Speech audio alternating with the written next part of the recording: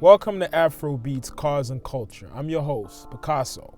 And the car we're going to be featuring today is the 2021 Mercedes-Benz G550, affectionately known as the G-Wagon. Now, this second generation G-Wagon comes in all white with a black interior, black seats with red seat contrast and red seat belts, and a large dual 12-inch LCD display. Under the hood, it packs a powerful 4.0-liter twin-turbo V8 engine with 416 horsepower and a 9-speed automatic transmission, which can sprint from 0 to 60 in 5.4 seconds and a limited top speed of 130 miles per hour. Characterized by its boxy shape, the G-Wagon was first introduced by Mercedes in 1979 as a military off-roader vehicle, and the Argentine Army was the first military in the world to use it in its fleet. Later on, Mercedes introduced the civilian version of the G, and in 1980, one was even customized for the Pope, which served as the Pope Mobile. Picture the Pope rolling in the G-Wagon all across Europe with the top off. That was so fly, man. I mean, the Pope was actually doing this 40 years before DJ Khaled took the top off the Maybach. Shout out to the Pope. Over the years, it has undergone minor improvements here and there, but no significant changes. Mercedes just stuck some new things in the old car and they just kept it moving. This all changed in 2019 when the entire vehicle was redesigned. This car is absolutely nothing like the first generation G. This has the new Mercedes technology, the quality and luxury of an S-Class. It actually feels like an S-Class in the G-Class's body.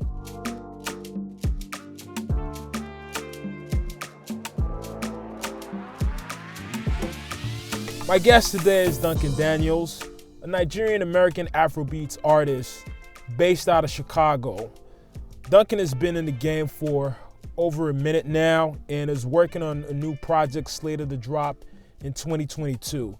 So we're gonna go chop it up with him and take a ride around New York City. Come roll with us.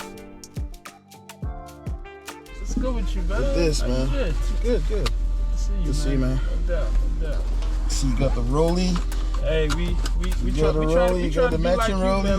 We try to get some of that Afrobeats money, man. We try to be like you. Afrobeats money.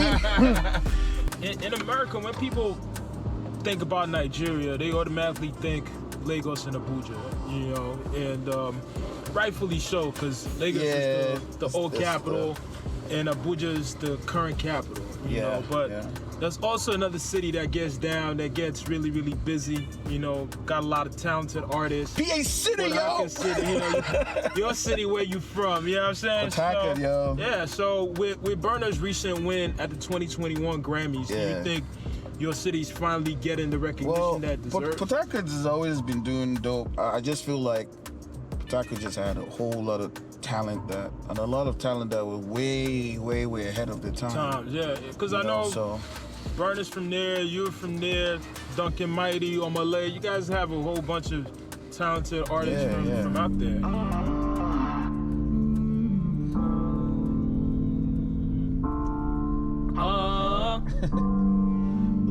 Blessings on deck. Get the money inside my pockets. It's always a vibe, yeah, we cashing up. Woo! JJ, nobody who just flex. My nigga, pick up your chest. We rockin' from east to the west, you know. Yeah, you know. So shout up all them girls. What they doing? With the big things, say we about to shut things down, oh. Shout out all my boys. What they doing? Doing big things. We gon' turn up in this place for the bad duo.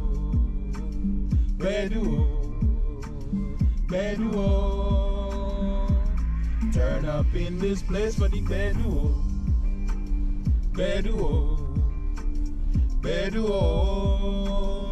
We gon' turn up in this place.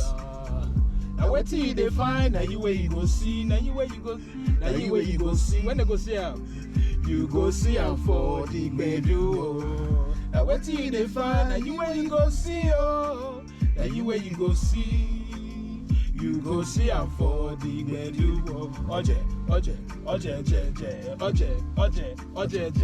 Woo! Yo, that record is so ill, man. That record is so ill, man. That's like my favorite. That's my favorite song on the album, man. On the album. And what's the car culture like out there? Like when car culture? Yeah, when you were growing up, you had a favorite car growing up? I mean, I've always been a weird person when it comes to cars. I've always liked muscle cars. Okay. And they didn't have muscle cars there that much.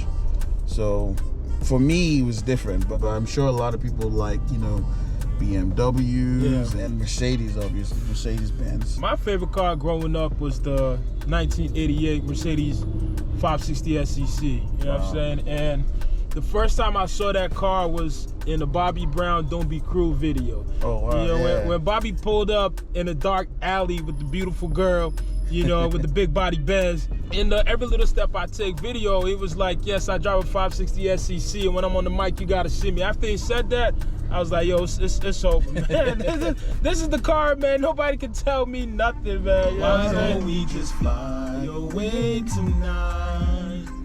We don't gotta tell it to nobody.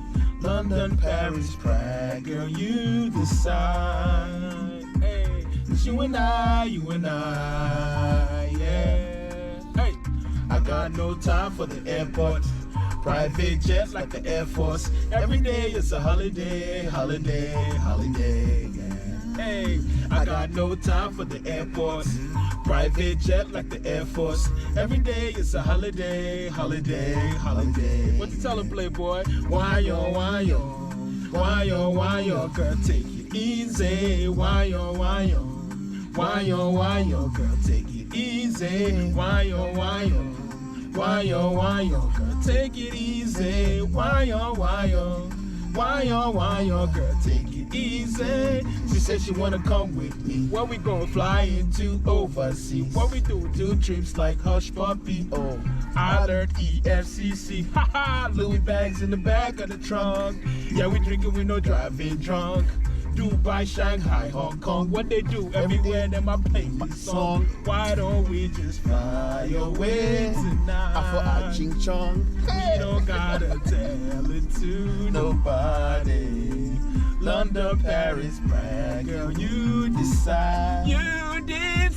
It's you and I. So we're gonna go out to Buka. Buka's one of the most famous Nigerian restaurants in Brooklyn. It's remarkable to have this Downfall bus here today, because the Downfall bus is really part of the culture in Lagos. Pre-Uber, everybody who commuted in Lagos and didn't have a car or didn't have money to afford a taxi had to take one of these. Yeah, everybody had to take one of these. Yo, what is this? This is it's palm wine, man. What? We having a palm wine cocktail, some palm wine. This stuff. This is literally moonshine. What do you mean by really? Yeah, palm wine and moonshine is basically the same thing. It's the same thing. The slaves that came over, they brought that over. Hey, they used to mix. I ain't had this in a while, so me neither. Know. They used to mix. Am I gonna be okay after this? You're probably gonna be drunk, man. This is the Afrobeats Drink Champs edition. Yeah.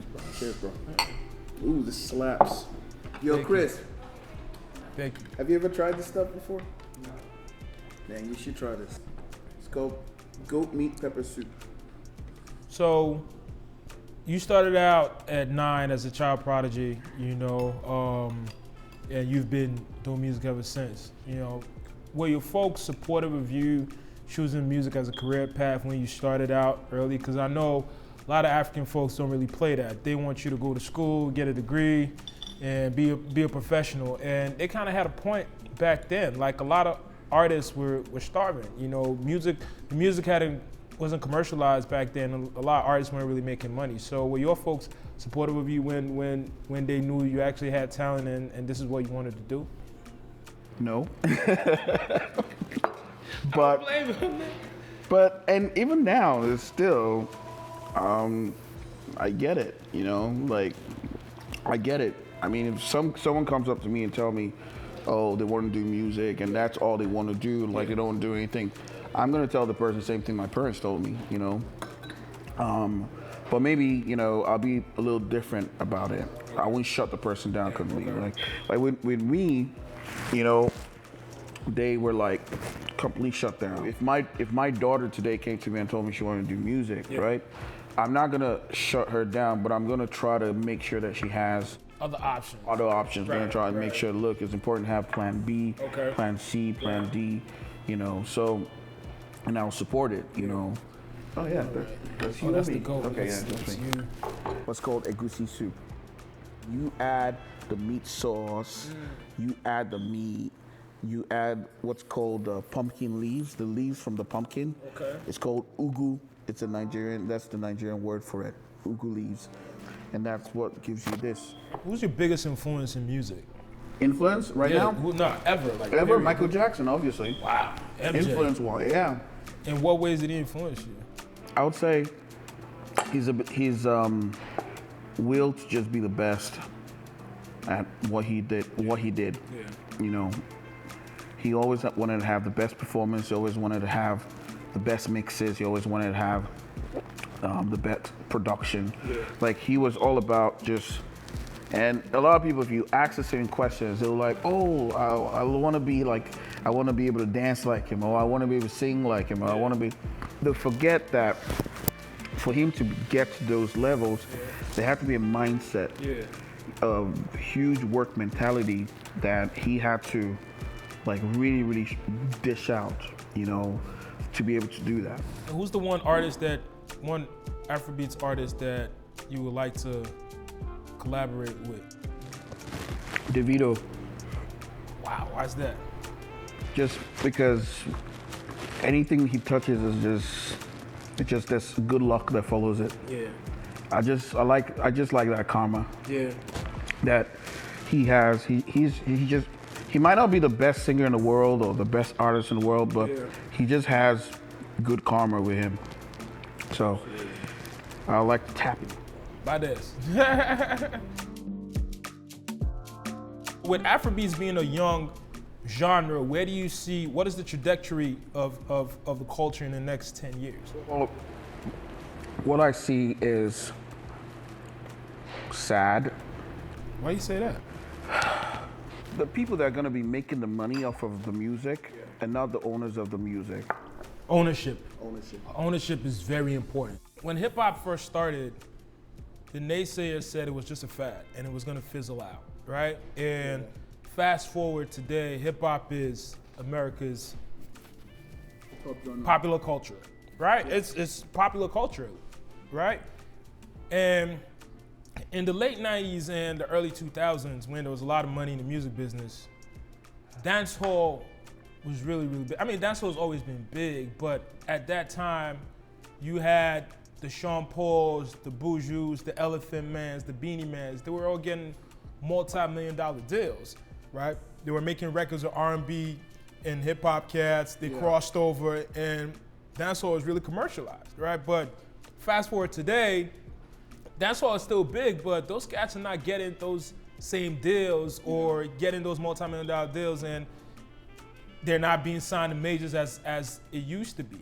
People who are, you know, can be in positions of power where they can be like an Afrobeat label that's on the par with, like, you know, the Atlantic Records and the, you know, the Universal Records and the Interscopes, you know, so that they can really be the curators of of their own music. Right. Just like you have with a lot of the Hispanic music, like the reggaeton music and all that. A lot of the people that are moving that are From the culture. from the culture. Right. I think guys are gonna be okay. I think the most important thing, you hit that on the head, is ownership. Like guys have to own the culture, right? Like guys who, it can't be people from outside of the culture owning the culture. Like people have to actually have ownership, because when you have ownership, then you could dictate what goes, right? Because I think the new generation of artists that are coming, apart from the legacy big three that we have now, we have the new cast. We got Rayma, Fireboy, Joe Boy. All them. I think all those guys are really, really talented. I think they could really, really take it to even further heights than these guys took it to, you know. But the most important thing is ownership. Guys just have to own the culture, you know. And I think that's how hip hop has been able to thrive because of ownership, because guys actually own people who are from the culture actually own the things that are moving in the culture. What's next for Duncan Daniels, man? I mean, I know COVID had everybody hemmed up last year, so you couldn't really perform the album. You know, what's next for you? You gonna be hitting the road soon and performing, or you making new records? The week after I dropped Afro Eclectic was a shutdown. And that year, 2020, I had plans to be at South by Southwest. In Austin? Yeah. I was supposed to perform at Summerfest in Milwaukee. Okay. I wasn't supposed to go to London for Carnival that year. Nothing Hill Carnival? Yeah. Wow. I was like so determined. Everything was... It was lining up. It was lining up, man. And everything just shut down. Over here. So I ended up even putting out 6 singles this year. Wow. And I believe with those 6 singles this year, I've created momentum that even next year, I might not even have to release any music. Wow. Next year, all I'm doing is just like showing up, doing a performance here, you know, trying to ride up the steam and also promote that album that never really got, you know, the promotion that it deserved. Hey, we down for you, man. Hey. So that's the strategy. Afro Eclectic tour coming to a city near you.